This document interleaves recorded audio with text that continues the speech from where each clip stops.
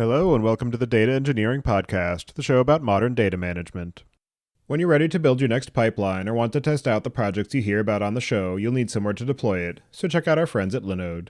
With their new managed database service, you can launch a production-ready MySQL, Postgres, or MongoDB cluster in minutes with automated backups, 40 gigabit connections from your application hosts, and high-throughput SSDs. Go to dataengineeringpodcast.com/Linode today and get a $100 credit to launch a database, create a Kubernetes cluster, or take advantage of all of their other services. And don't forget to thank them for their continued support of this show. Data stacks are becoming more and more complex. This brings infinite possibilities for data pipelines to break and a host of other issues, severely deteriorating the quality of the data and causing teams to lose trust. Siflay solves this problem by acting as an overseeing layer to the data stack, observing data and ensuring it's reliable from ingestion all the way to consumption. Whether the data is in transit or at rest, Siflay can detect data quality anomalies, assess business impact, identify the root cause, and alert data teams on their preferred channels. All thanks to over 50 quality checks, extensive column-level lineage, and over 20 connectors across the data stack. In addition, data discovery is made easy through Siflay's information-rich data catalog with a powerful search engine and real-time health status. Listeners of the podcast will get $2,000 to use as platform credits when signing up to use Siflay. Siflay also offers a 2-week free trial. Find out more at dataengineeringpodcast.com/Siflay today. That's SIFFLET. Your host is Tobias Macey, and today I'm interviewing Barr and Lior Gavish about the state of the market for data observability and their own work at Monte Carlo. So, Barr, can you start by introducing yourself? Yeah, sure. It's great to be here again. I guess it's now 2 years later. I think the very first episode that we had with you was in 2020, I learned. So it's great to be back. A lot has changed, and some hasn't changed at all, which I think is pretty cool. So, yeah, my name is Barr. I'm the CEO and co-founder of Monte Carlo. Best way to think about this is like a Datadog, App Dynamics, or New Relic, but for data engineers. So we help data teams make sure that their data is accurate and reliable so that organizations can actually use data in their various data products. And, a little bit about my background. I was born and raised in Israel, moved to the Bay Area to study math and stats, got stuck here since. I've worked with data teams kind of my entire life and was always looking at engineering and was jealous of all the sort of tools and solutions that they had and the very little solutions that we had to data. And so kind of inspired by trying to make it easier for data teams, I started Monte Carlo today. And Lior, how about yourself? Hi, everybody. I'm Lior. I'm Barr's co-founder at Monte Carlo. Also grew up in Israel. Started my career as we would now call a machine learning engineer, though it wasn't exactly the way it was called back then. And came to the Bay Area for school. Started a company in the cybersecurity space. And for all those who've been doing cybersecurity, you probably know it's a lot about analytics and ML under the hood to do the work. And I led the engineering team at a company called Barracuda, and we built products that use machine learning specifically for fraud prevention. And that kind of helped inspire some of the problems that today solve with Monte Carlo, right? Like the types of issues that we had to deal with to deliver good service to our customers were oftentimes related to data problems and data reliability issues that made me kind of partner up with Barr. I'm excited to be on a show with today. We don't get together very often, so. Yeah, it's definitely great to have you both on back. So for folks who haven't listened to your previous appearances, I'll add links in the show notes for that. You've both given a bit of your kind of Cliff's Notes of how you got into data. For the longer details, I'll refer back to those past episodes. You already kind of preempted my question about the elevator pitch for Monte Carlo. So I guess what I'll ask you now is, what are some of those notable changes that you've seen in the overall space for data observability, data quality, and your own reactions to it and kind of planning around it that you've done at Monte Carlo since the last time we talked? Yeah, I mean, reflecting on sort of the market, 2 years, 5 years ago, I think it's actually insane how the market has sort of accelerated at palpable rate, not just for data observability, but rather for data more globally. And we see that in various forms, right? So if we look at sort of maybe the most obvious or most notable is the size of large data infrastructure companies, right? So whether it's Databricks with, I think, just over $1 billion in revenue, or Snowflake with 1.2, BigQuery with 1.5 billion, Redshift rumored to be the fastest growing service from above, 100 plus services, AWS. I think that sort of speaks to the strength of the market since and how prevalent it is for those technologies to be part of kind of a strong kind of modern data stack, if you will. On the other hand, if you look at, like programs like Powered by or Built on, to kind of encourage data teams to actually build data products. So more and more organizations actually use data in production or share reports with customers. I think, if I would get on a random call with a data engineer 5 years ago, 10 years ago, not a lot of that data would be actually exposed to customers, and not a lot of that data would be in a machine learning model, and not a lot of that data would actually be used. I think what the large thing or kind of the primary thing that has changed in the last 2 years is how important data has become to organizations today. And as a result of that, we're also seeing kind of way stronger need for data quality, for data reliability. That just wasn't the reality 2 years ago. I was just reflecting on it. 2 years ago, we didn't even know how we would call the category. I was like, observability, it's such a difficult word to pronounce. And here we are, right? Like I can get on a call and lots of folks, our customers and prospects, not only recognize what data observability is, but also actually, have started to think through what does it look like to measure data observability. And for folks who are unfamiliar, sort of, just taking a step back for a second, explaining what data observability is, I can't assume that everyone knows what it is. Data observability really kind of takes a page from software observability. And so in software engineering, it's very sort of traditional, and you kind of have to be crazy to run an engineering team without something like AppDynamics or Datadog or New Relic. And so, engineers will use those solutions to make sure that their applications and infrastructure are reliable. And yet data teams, which, produce kind of high stakes data products, oftentimes are not aware of the data actually being wrong, or are the last to know about it, find out about data being inaccurate because of someone downstream that identified that. Maybe you have, your finance team looking at a report and saying, hey, the number looks wrong. Or maybe a customer that's looking at a particular dashboard says, hey, like the price of this product doesn't make sense to me. Or maybe the data that you're feeding a particular model just stopped arriving, for example. In all of these cases, the data is unreliable. The data team doesn't always know about that. And so the idea of data observability is to proactively monitor your data stack end to end to give your data team the confidence to know when data breaks, be the first to know about data issues, and to be able to resolve those quickly. Yeah, definitely some interesting things to dig into there. One of the pieces is definitely the question of what do you call this space when you're one of the people who's helping to define it? And your comment about the fact that in the time from when you first started working on this idea to where we are now, there has been an increased prevalence of people actually exposing some of these data products to end users, whether it's embedded analytics or feeding that data back into product features or, as you said, machine learning models. And I think that maybe one of the reasons that data observability as a category and as a first order concern for engineering teams did take so long to be kind of the obvious answer is that up until that point, data was more of an internal process. And so you didn't have the high stakes issue that we have with applications where it's end user facing. And if your application is down for an hour, if you're in e-commerce, you're losing out on millions of dollars. So of course you want to make sure that things don't break. Whereas with data, it's like, it's just people inside the business. So if things are wrong, we'll just fix it. No problem. Without really taking that to its logical conclusion of, well, if you don't know that it's broken and people make decisions on that, then that's costing you millions of dollars.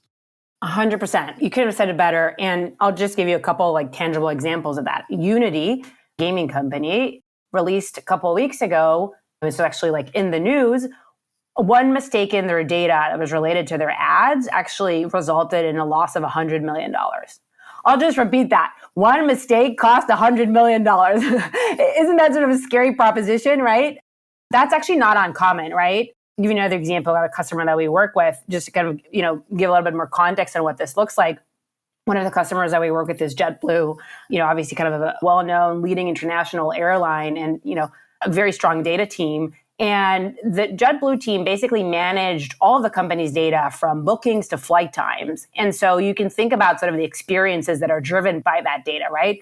Say, is my suitcase arriving on time? And do I have the right connection? And if I missed my connection, what's the next flight that I can get on? And, how quickly am I getting support from someone on the line, on the phone call to actually book my next flight? All of that is incredibly data driven. And the team, it's one of the biggest DBT instances. They're a very big DBT user. They basically had to go to extraordinary lengths to fix data issues all the time in a very manual way. They actually had this team called Eyes on Glass, which basically like manually refresh dashboards to make sure that the operations are smooth. And just to be clear, that's a very common reality. We see that with so many data teams. The data is important. It's high stakes data. We need to look at it a very manual way and make sure that it's accurate. And if it's wrong, obviously the implications are, not just for kind of the executives who are looking at the reports, making decisions based on it, but also for, actual people who are flying like you and I. And so actually we started working with the JetBlue team and set up sort of data observability as a way to have coverage across their stack, understand when data is breaking, and actually ensure that both the operations and customer support data is up to date, the dashboard are accurate. So if, for example, there's a bug in a particular model that causes, say, like a downstream table at a truncate, Monte Carlo can actually send an alert and provide the right tools to help identify the root cause and debug it in a timely manner before there's impact downstream. So that's just an example. I think that the number and importance of use cases for data observability has really, really sort of accelerated and changed in the last few years. The kind of biggest change, I think, that we've seen, and Tobias, you mentioned that part of the drive for data observability comes from the fact that there is much more outward-facing, customer-facing consequences to bad data. I think the other thing that's driving this is just the growth of data teams and the growth and complexity of data systems. We saw that in the last 2 years. It really drove the need to move from testing and monitoring to observability. All right. So the traditional approach to data reliability is to add tests various places in your data stack and to perhaps put some monitoring in place, right? To track a small set of metrics just by virtue of a human having to write those tests and those monitoring rules. And actually, to date, while a lot of technologies call themselves data observability, what they really do is that. So it allows people to define tests on top of their data and to put monitoring rules there and get alerted when they break. What we've seen, though, in the last few years is it really vindicated the observability approach versus the testing and monitoring approach. It's just that the huge complexity of data systems really forces you to really monitor things at scale, right? So you definitely want to do the monitoring piece and the testing piece. And Monte Carlo obviously provides a lot of capabilities around that to get very granular about monitoring the specific metrics in one table or another, and to monitor all the different statistics and distribution metrics about your data. And that's critical. What we've also seen, though, is the importance of tracking the entire production data set, right? All of the different tables that lead into those critical tables where you add testing and explicit monitoring. This is really the only way to scale a reliability program, because when you move from 10 tables to 100 tables to 1,000 tables, and when you move from one data engineer to 5 data engineers to eventually 50 and 500, it's no longer possible to do everything manually, right? And if you look at those critical tables that drive your critical features or your critical dashboards or whatnot, the problems that emerge there are actually typically a result of something that happened way upstream, right? It might be a data source, that's 10 or 20 stages upstream removed that changed in some unexpected way, or a pipeline that's far removed from those tables that broke, or a change in logic or in transformations that happens way downstream. Now, if you're only monitoring that key critical asset that you have, you're going to send the alert to the wrong person, right? Because the problem actually happened, to another person, maybe another team. You're really going to confuse them about how to solve the problem. It would take them ages to investigate and go step by step backward or upstream to find the root issue. And you're also going to drastically delay the time that you detect the problem, right? You're going to only find it when it impacts a critical asset, and then you're going to worry about figuring out where it broke and then fixing it and then backfilling. And that's a very, very costly process for the organization. And so really the only way, at least that we're aware of, to allow teams to scale that effort and to quickly get to why things broke and not just like something's broken is through that concept of observability, of proactively capturing metrics from all across your pipelines, across the entire stack. That's something that's kind of proved itself out with over 150 customers that we work with. And when you do these things, you really need to think about scalability and performance, right? If you do that in a naive way, you're going to get a really, really high bill on your Snowflake or BigQuery or Redshift or whatnot. That's an unpleasant surprise typically. You need to think about how you collect metadata effectively, about how you collect metrics effectively, about how you really leverage the specific capabilities in each of those platforms to really do this observability thing at scale. And I think Monte Carlo invested a lot in building that over the last 2 years or so. And that has led to phenomenal outcomes. The other side of it, I think, and this is something we've been preaching for a while now, but now, has come to fruition. Thinking about reliability goes beyond just anomaly detection, right? It goes beyond just, hey, here's a metric in one of my tables. How do I get alerted when it deviates from normal, right? That's critical. Monte Carlo does it. It's an important part. But to really get to reliability in data products, you need to think about not just how you find and detect problems, but also about how you solve them, right? We talked about it, the ability to look at things upstream and to understand lineage and dependencies. And it's also about getting better over time and preventing issues from happening, right? It's about looking at your past performance and understanding what are some foundational changes that you can make to your platform to make it more reliable? What are some foundational changes you can make to your process to make it more reliable? And this is something that's been, again, learned over on the DevOps side over a long period of time. And we've kind of seen it happening and taking flesh over the last couple of years in Monte Carlo. And that's been a very exciting journey.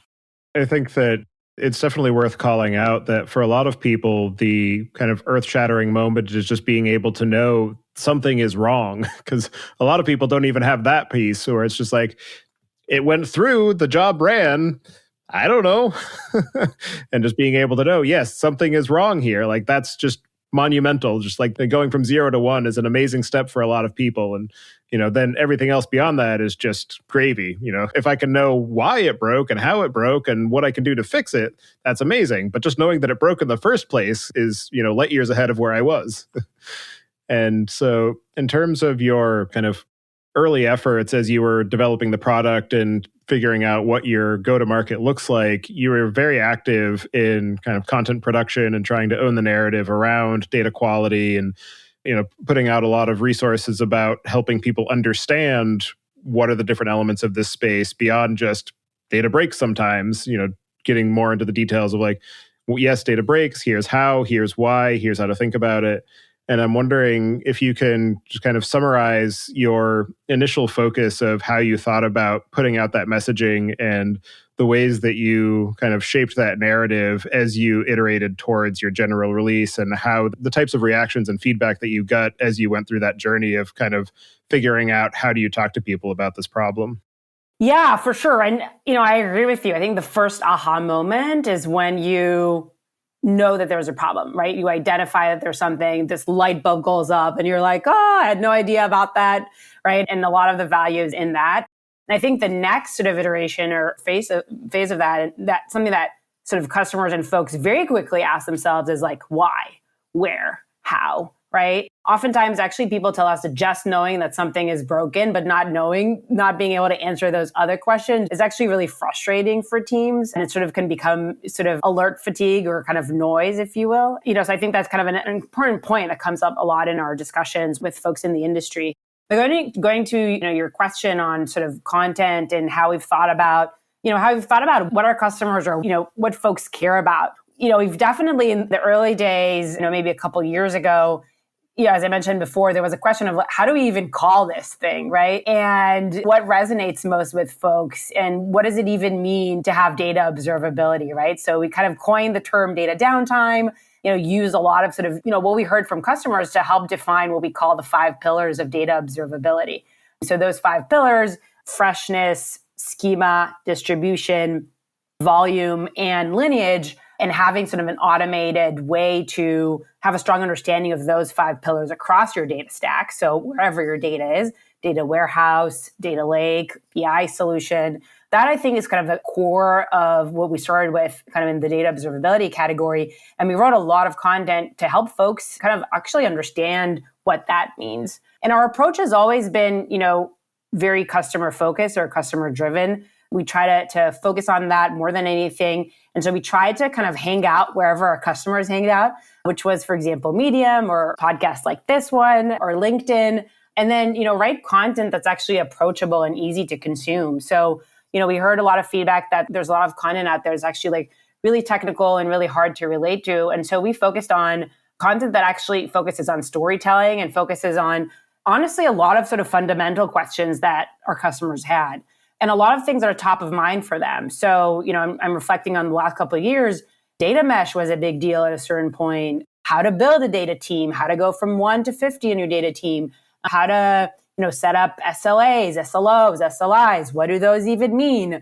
How do I set up data contracts? A lot of those are sort of things that, we've written about. Today, I think a lot of the questions that folks ask us are, how do we prove the value of a data team? How do we connect the value of the data team to the commercial reality that our business is asking us for? What are the metrics that we should be using in order to measure the success of our data observability efforts? All of those are things that are very much top of mind for our customers. And so, we write content about those topics targeted at folks who are curious about those, like data engineers or head of data engineering. I think another thing that has changed dramatically, as Lior mentioned, with several hundreds of customers today, we actually found that some of our customers are starting to write about us. We're starting to write about data observability. And so, we obviously included many of them in our content. I think Shift Key was another one that we just released a few weeks ago. And I know SeatGeek is in the works. So content has always been a big focus for us. And, as part of that, we're actually publishing sort of the first O'Reilly book on the topic of data quality. So we've done a bunch of sort of courses and classes with O'Reilly, and they asked us to write the first book on it. So we're very honored to do that. And again, it's targeted at helping folks in the industry who have questions about how to build data teams, what data tools should I use, and how do I build a reliable data stack. So, today we have like over, 30,000 or so subscribers and planning sort of a big conference this fall. And again, it's all sort of with the goal of helping data teams or wherever they are answer these questions so that they can continue to deliver reliable data products. Data teams are increasingly under pressure to deliver. According to a recent survey by Ascend.io, 95% reported being at or over capacity, with 72% of data experts reporting demands on their team going up faster than they can hire. It's no surprise they are increasingly turning to automation. In fact, while only 3.5% report having current investments in automation, 85% of data teams plan on investing in automation in the next 12 months. That's where our friends at Ascend.io come in. The Ascend Data Automation Cloud provides a unified platform for data ingestion, transformation, orchestration, and observability. Ascend users love its declarative pipelines, powerful SDK, elegant UI, and extensible plugin architecture, as well as its support for Python, SQL, Scala, and Java. Ascend automates workloads on Snowflake, Databricks, BigQuery, and open source Spark, and can be deployed in AWS, Azure, or GCP. Go to dataengineeringpodcast.com/ascend and sign up for a free trial. If you're a Data Engineering Podcast listener, you get credits worth $5,000 when you become a customer. And then the other interesting direction to dig into is what you were mentioning about the rapid evolution of the space and the rapid adoption of this idea of data observability and the growth of, engineering teams identifying that as a problem, identifying the fact that they need a solution for that. And I'm wondering if you can highlight what you see as some of the main motivating factors that have led to the widespread growth in understanding of data observability and kind of understanding the problems that it solves and how to know when you've hit that point that is a problem for you. I think what we've been seeing, Tobias, we touched on it a little bit earlier on this talk. I'm happy to expand, but I think what we've been seeing is just the growth in investment in data and the growth of data teams and the more mission criticality of data applications, right? All these things together are making data problems more prevalent, right? The more you build, the more problems you're going to have with larger teams and harder coordination. And then the other thing is the consequences of those data problems are increasingly affecting bottom line at the end of the day, right? Whether it's a product that's exposed externally or a machine learning model that makes many decisions every day, or whether it's a dashboard that drives really key decisions for the company, right? And so as all these things are growing, teams are also recognizing the need to take a more, let's say, structured approach to data reliability. And as part of that, also acquiring and putting in place the tools and processes to do that, right? And again, it starts with testing, right? Like, and if you're a DBT user, you probably starting to write tests and then extending it into observability and other tools in your stack to really control and measure reliability of data and improve it over time and hold teams accountable to that. Just to add on what's changed, we actually commissioned the survey on the state of data quality by Wakefield Research. I think we surveyed over 300 data engineers and found some really interesting things. Like, for example, over 60% of companies or respondents actually said that data quality is way worse today than it was same time last year. I thought that was like one interesting data point. I'd say the second is, and this is maybe the good news, is that over 90% of respondents said that they are now actually actively investing in data quality or data observability solutions. I think if you commissioned the same survey like 3 or 5 years ago, it would be a far cry from these results.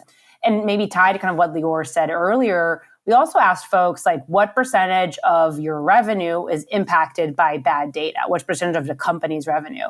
I was actually shocked to find that north of 25% of the company's revenue is tied to bad data or to impact of data. Again, I think, if you were to look at this several years ago, the results would not even be close to that. And so I was shocked by these numbers. And I think they also speak to how critical data is and how critical it is that the data is actually accurate. Yeah, and I think it's interesting, your observation that so many people said, oh, my data quality is so much worse than it was a year ago. And I think it's, along with the conversation we were having earlier about not even knowing when there are problems, it's probably tied to the question of, maybe they think about it as, well, a year ago, I didn't get any alerts for my data. Now I get it at least once a week, where it's like, yeah, my data is worse because I actually know how bad it is. Yeah, for sure. I think folks who actually don't have, it doesn't have to be Monte Carlo, but it doesn't, whatever it is in place, if you don't have sort of a solution that's like data observability, there's like this big clock ticking, and every minute that goes by, there's like some significant impact on your customer, on your business as a result of data downtime. So even if you're unaware of it, even if you're not getting that like weekly alert, in reality, businesses are impacted by that. Data teams and data products are impacted by bad data. And so even for folks who are not aware of it, I'm convinced that there's just, hundreds of data teams there that are just hit by it, but have not sort of thought about it proactively yet. And I think that's the big gap. It's not necessarily not having data related to your products, but rather it's not being aware of it. And it's starting with that awareness that I think is so critical. Another interesting aspect of this market is that at roughly the same time that you were getting ready to release your product, there were, I can think of at least 3 other businesses that were in what could easily be considered either the same or very similar kind of product categories. And it's definitely one of those points in time where everybody has been dealing with this problem long enough that enough people decided that they were going to do something about it. And it just happened that they all did it at the same time. But maybe there's some element of the kind of level of attention in the venture capital market that had something to do with that too. And I'm just curious what you think are some of the catalysts that led to so many different companies attacking this category from their own particular directions in such a close time frame and rapid succession. That's definitely true. We've seen data observability. Honestly, it's a pretty common pattern in a lot of different software markets, and I can only guess as to why it happens. I think one aspect of it, as you pointed out, Tobias, is the venture capital community that shifts its focus into one space or another and, is more likely to fund companies in a given space. And I think that was definitely the case for data observability in the last 2 or 3 years. I think another aspect is just teams getting inspired by one another. Maybe 1 or 2 teams start and then a third team notices the traction, the excitement around the space, and maybe, pivots into it or starts a new company in it. And so I think you see that happening as well. And perhaps the Third aspect is just kind of the reasons why data observability became important during that time. And I think there's a lot of smart teams out there and they're all thinking about problems. And as they emerge and become more and more important for the industry, a lot of smart people think about it, around the same time. There's also a confluence of technology here that enabled the space. I think the transition into cloud data warehouses and data lakes and data lake houses and whatever you call it, the emergence of dbt, all these technical trends have made data observability possible. And so for all these factors combined, it's typical that you see several teams operating in a similar space around the same time. And data observability, I think, is better for it. I think we all make each other better. Excited to be part of that space.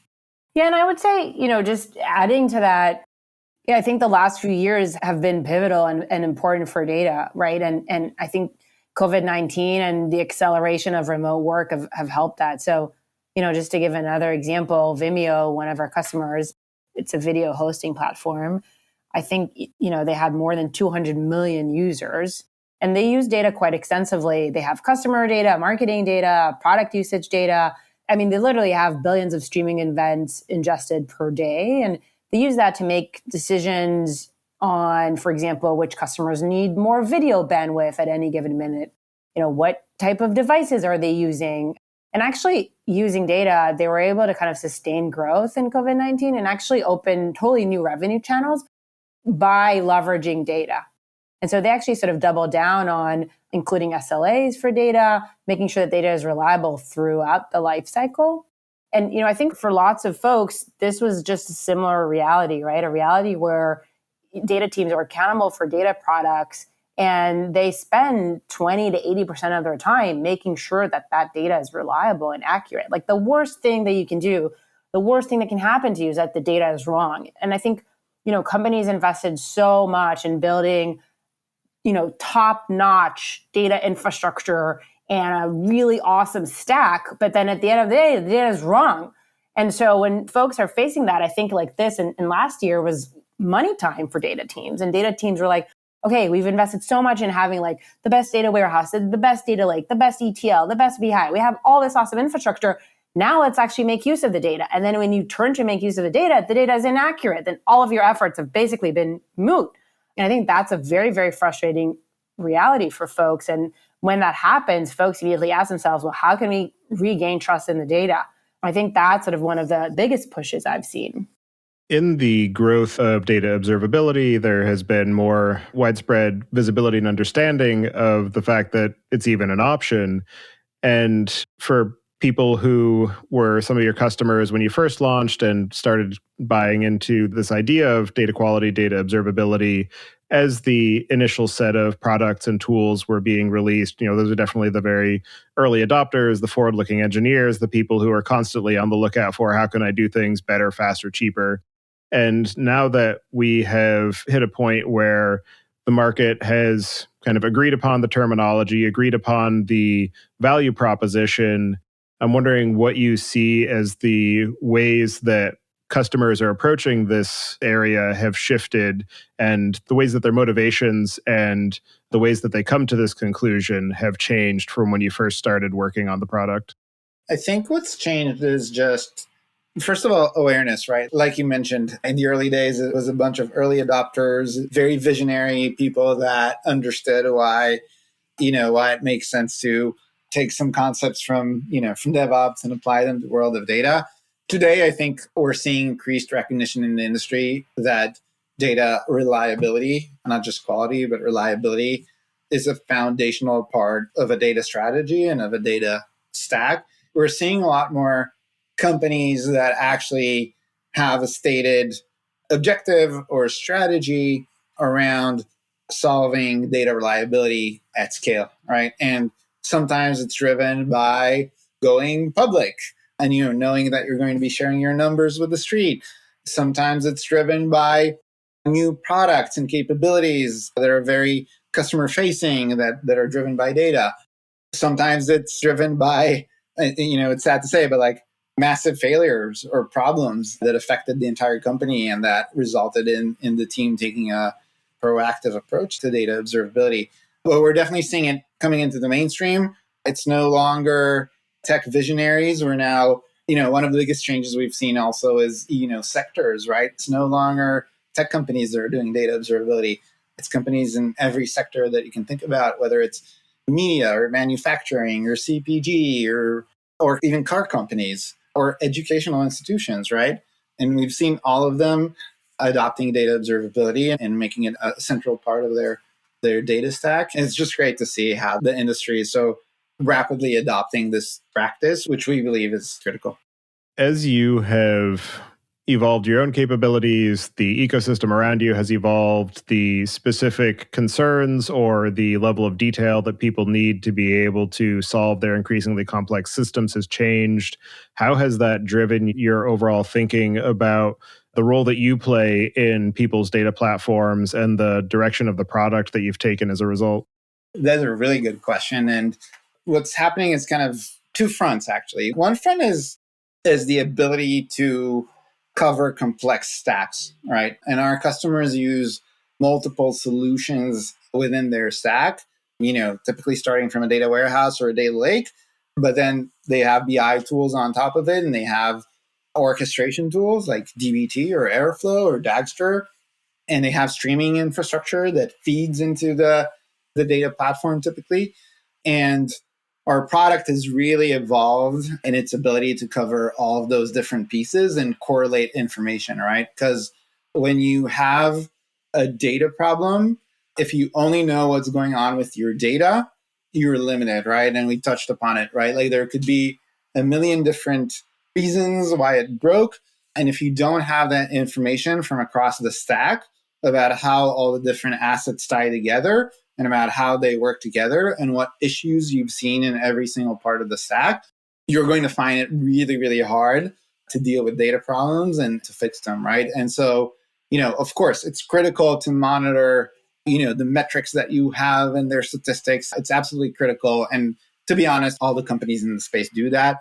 But where Monte Carlo really shines is the ability to pull together that information. And so, for example, today in Monte Carlo, when you go and look at a data problem, you will automatically see a map of everything that's upstream of the table that's impacted, including things like DBT errors or test failures that happened anywhere upstream, right? Or schema changes that happened, or other data anomalies, right? And that ability to take all of that information together is really what drives a lot of value for our customers. And that's really, really unique.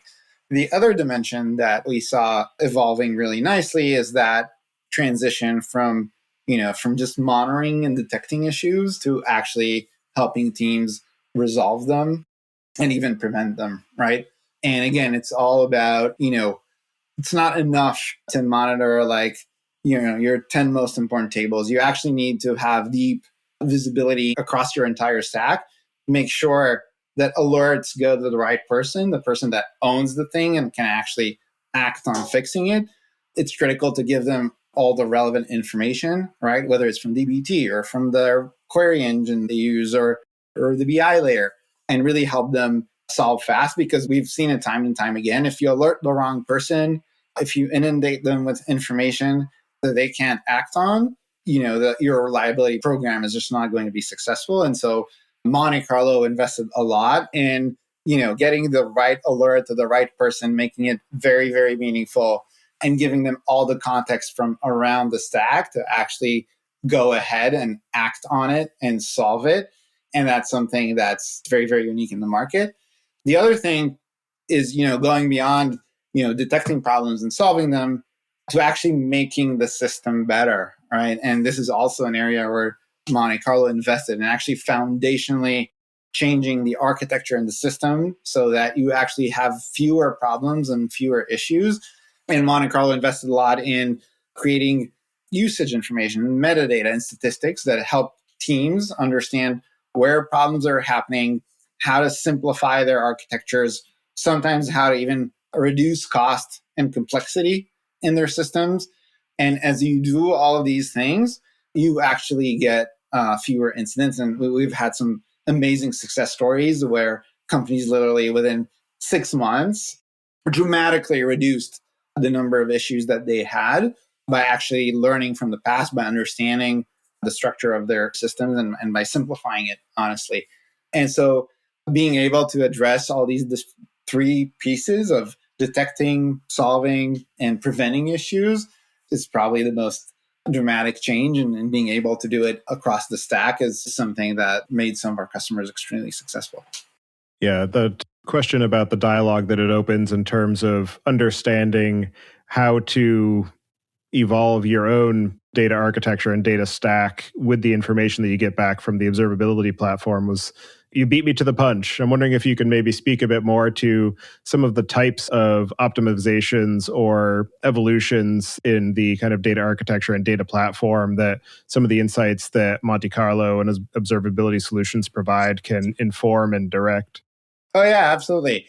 It actually starts from mapping all the assets that you have and understanding how they are created on one hand and how they are used on the other hand, right? For example, one simple thing that you could do is start looking at, okay, what are all the assets that I have that I'm investing a lot of resources in to create and that are actually rarely or never used, never read, right?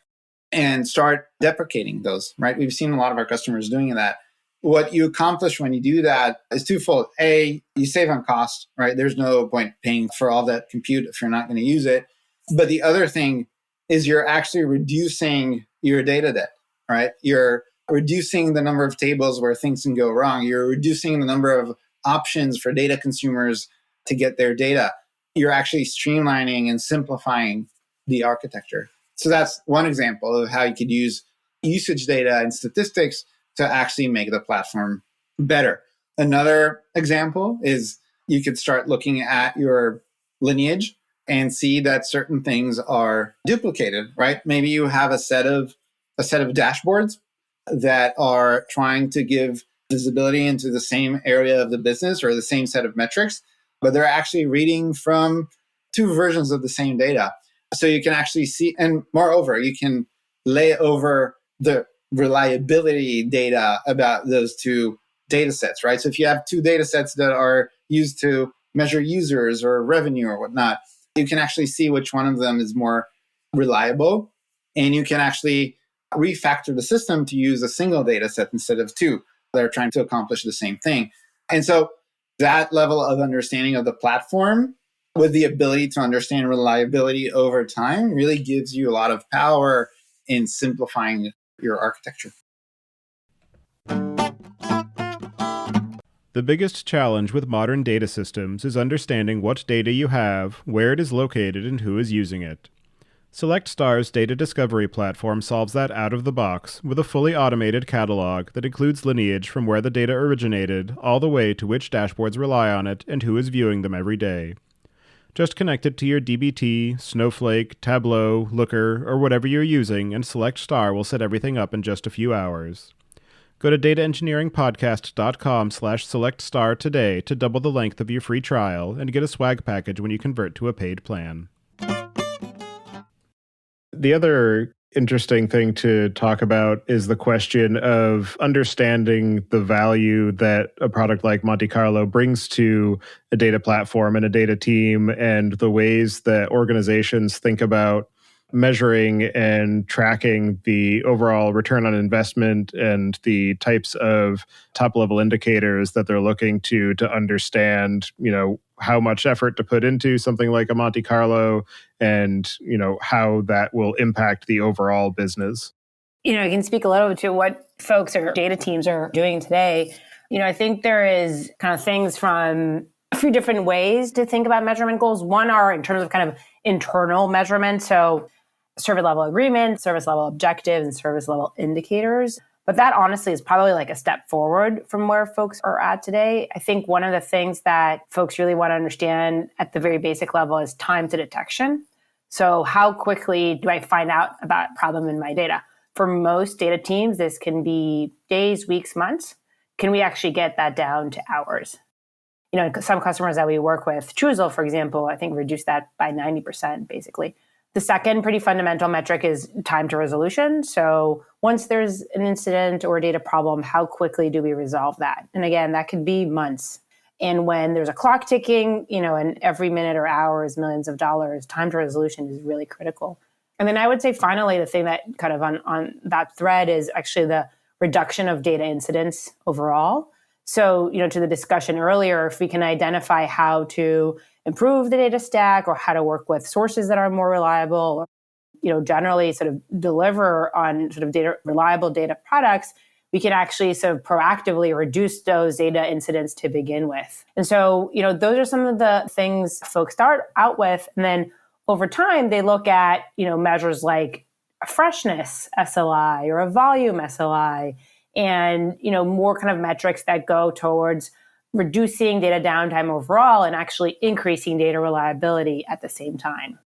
And then on that question of kind of understanding the value, understanding the benefits of data observability, we talked a little bit about the kind of data architecture and data platform aspect, but there's also the way that it can inform how and where engineers spend their time and think about investing their kind of efforts to be able to build systems that are more reliable, but also be able to build data assets that are going to be more reliable and are going to be used.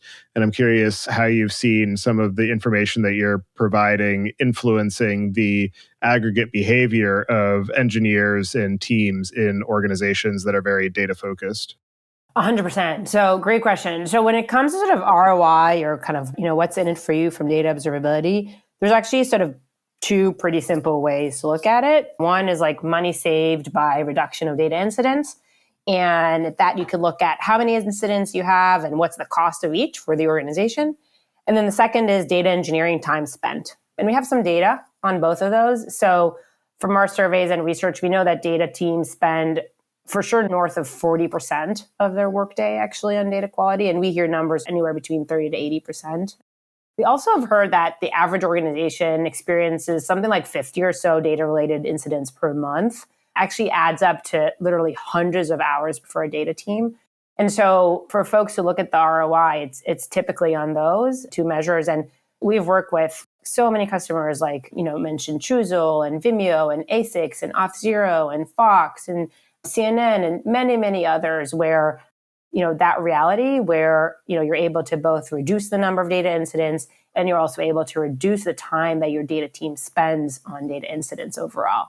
So that's typically how sort of folks think about it. That's kind of the, I would say the easiest way to measure.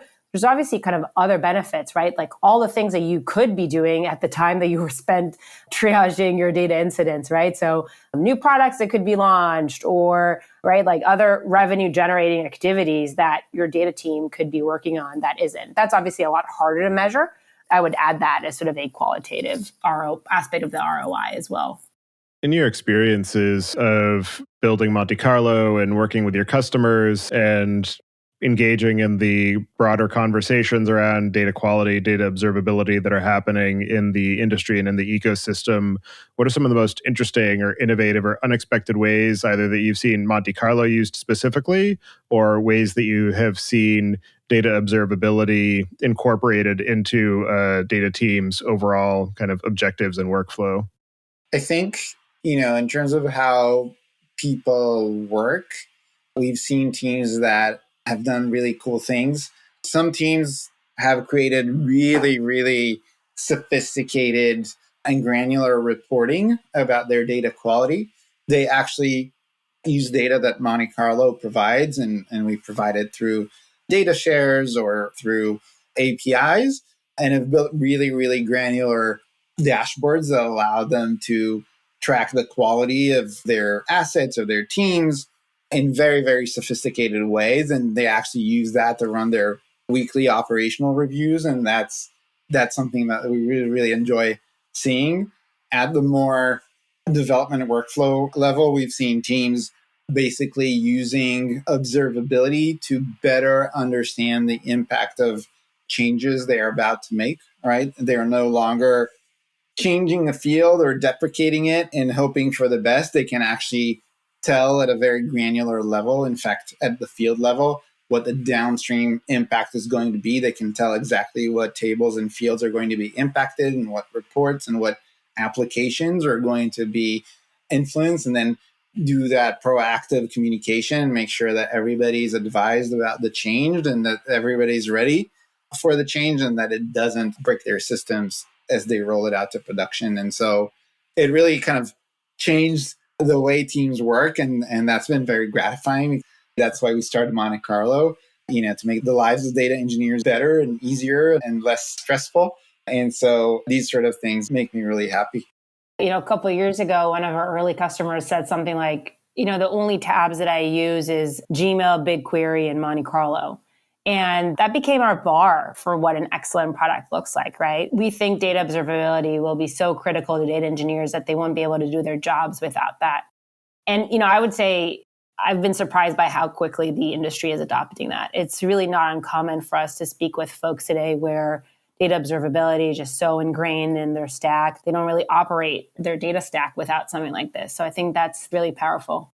In your experience of building the platform, building the product, engaging with the conversation around data observability, what are some of the most interesting or unexpected or challenging lessons that you have each learned in the process? I think one of the things that I think a lot about is focus, both for us at Monte Carlo, but also for our customers. Like, if I put myself in the shoes of our customers, they have a lot going on. They can be doing a ton of different things. They have a ton of asks. They probably have a bottleneck of things that might take them about a year to get to if they're lucky, right? And so being really thoughtful about what are the 1-2 things that you can really do that moves the needle is a very important decision, both for our data teams and both for us internally. So, I think for my kind of personal journey has been, there's a lot of noise, there's a lot of things that we could do, but at the end of the day, remembering the focus on our customers, remembering on how do we allow someone, a data team, both to make their lives easier and also to deliver a great experience, right? Whether it's working with a company that is in the medical space or, an insurtech and, has influence on the ability to deliver loans, right? Making sure that, folks can actually get credit cards and mortgage. And if the data that's powering that is wrong, people's lives are impacted, right? And so focusing on that and focusing on how do we improve those experiences through reliable data and having an unrelentless focus on that and on what matters, been one of the most important things that I've experienced. It's actually pretty similar. The one thing I learned is always listen to customers. We all come with preconceptions about how, what are the important problems and how to solve them that we bring in from our own set of experiences and challenges and organizations that we worked in. But ultimately, every organization is unique and every customer is unique. And you have to really listen deeply and understand how to solve people's problems, right? And like one example of that I always find curious is, oftentimes people say like, okay, let's do testing and monitoring, right?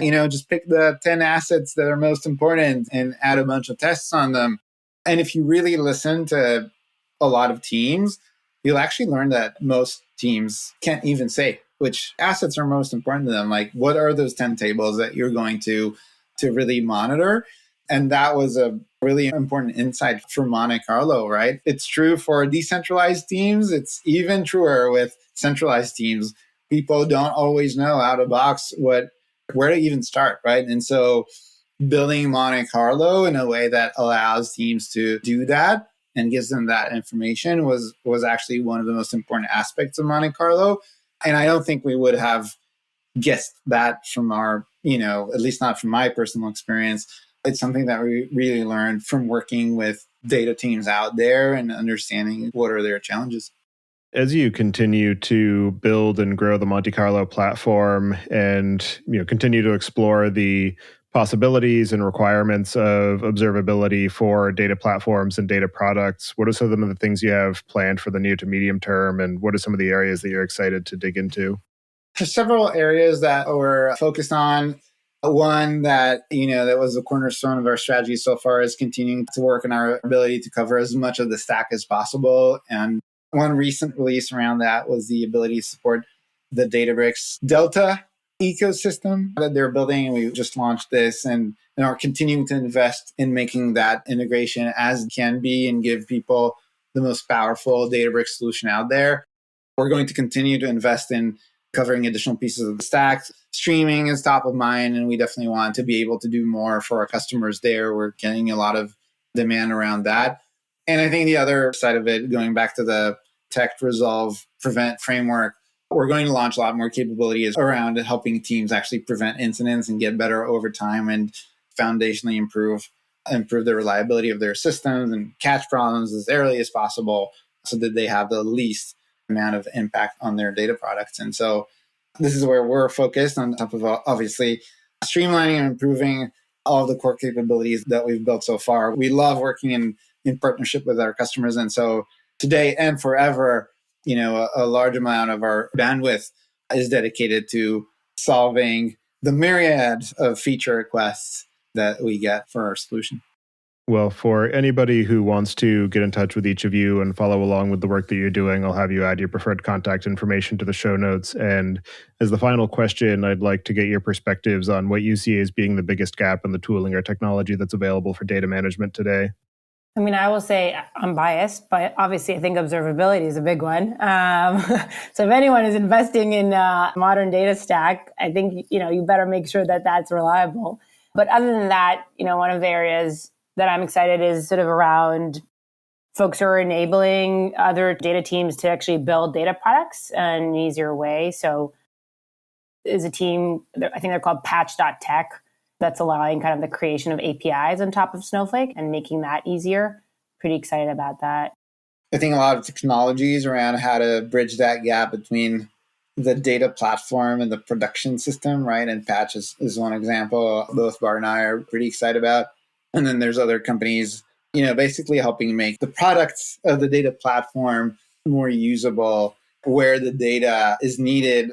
Another example of that, by the way, is the data activation or reverse ETL companies like High Touch. I think they're basically allowing teams to make data more valuable for the organization and get used in more than just, the context of the data platform. And so that's really exciting. I'm also kind of curious to see what happens with the BI space, right? With Google taking out Looker, which was the innovator in the space. It'll be interesting to see what's the kind of next generation and what innovations we're going to see around that.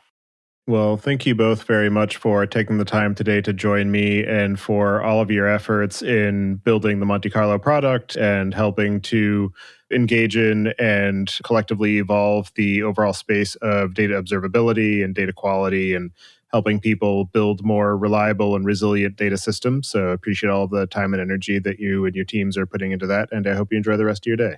Thanks, Tobias. Thank you for, I think one of the best podcasts in data, certainly in data engineering. So thanks for having us. And I hope we'll see you in a couple years again for V2 of what's new with data observability.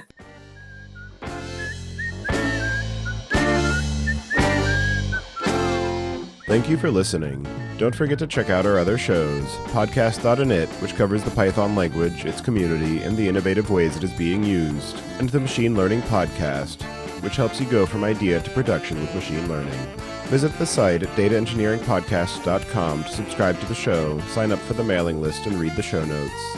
And if you've learned something or tried out a project from the show, then tell us about it. Email hosts at dataengineeringpodcast.com with your story. And to help other people find the show, please leave a review on Apple Podcasts and tell your friends and coworkers.